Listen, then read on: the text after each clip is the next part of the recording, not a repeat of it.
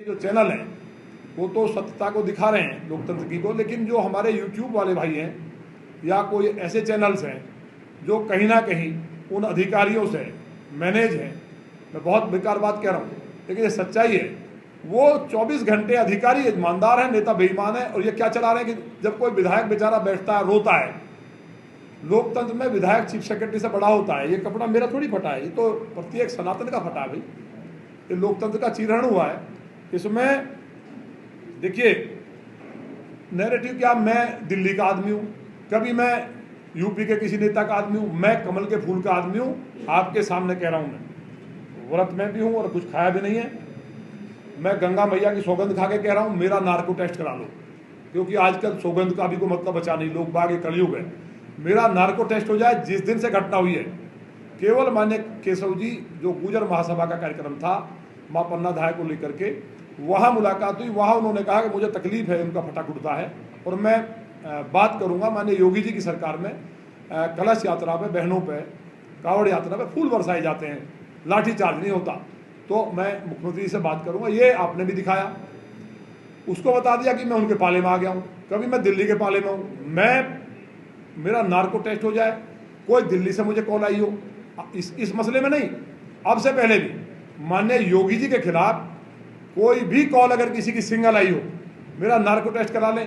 उत्तर प्रदेश में ये जो घटना हुई है इसके बाद और या इससे पहले कभी भी योगी जी के खिलाफ कोई कॉल आई हो या किसी ने मुझसे कहा हो, किसी ने भी कहा हो मेरा नार्को टेस्ट हो जाए, ये अधिकारी केवल आपस में भिड़ा करके एक पॉलिसी है।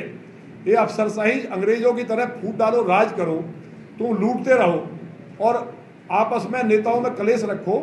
ये चीज़ों के लिए आपसे मैं निवेदन करना आया हूँ कि ये बात डिलीट होनी चाहिए। ना कोई मैं इतना बड़ा नेता हूँ कि मैं सरकार गिरा रहा हूँ।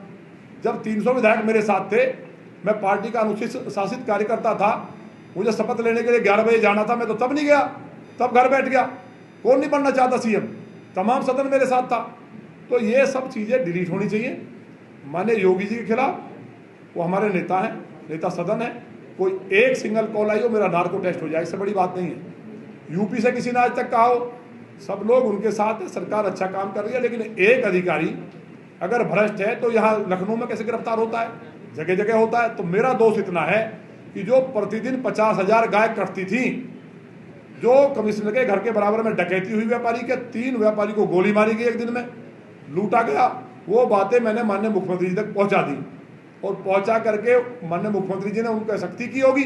उनका जो माल था वो कम हो गया, उससे बौखला करके जो निकल के आया है, उन्होंने मेरा ही उल्टा बता दिया कि मैं सरकार पलट रहा हूँ, सरकार गिरा रहा हूँ, मेरे कपड़े फटे, मैं घूम रहा हूँ बदहाल। और लगातार जो लोग चला रहे हैं, मेरा हाथ जोड़ के निवेदन, ये पाप है, ईश्वर देख रहा है। सिकंदर भी खाली हाथ गया था। ये नैरेटिव हटना चाहिए। जो विधायक है बेचारे, जनता उनके पास आती है, वो मजबूरी में अधिकारी को फोन करते हैं और अधिकारी लगातार बदतमीजी कर रहे हैं। खुलेआम जो हो रहा है पूरा प्रदेश देख रहा है।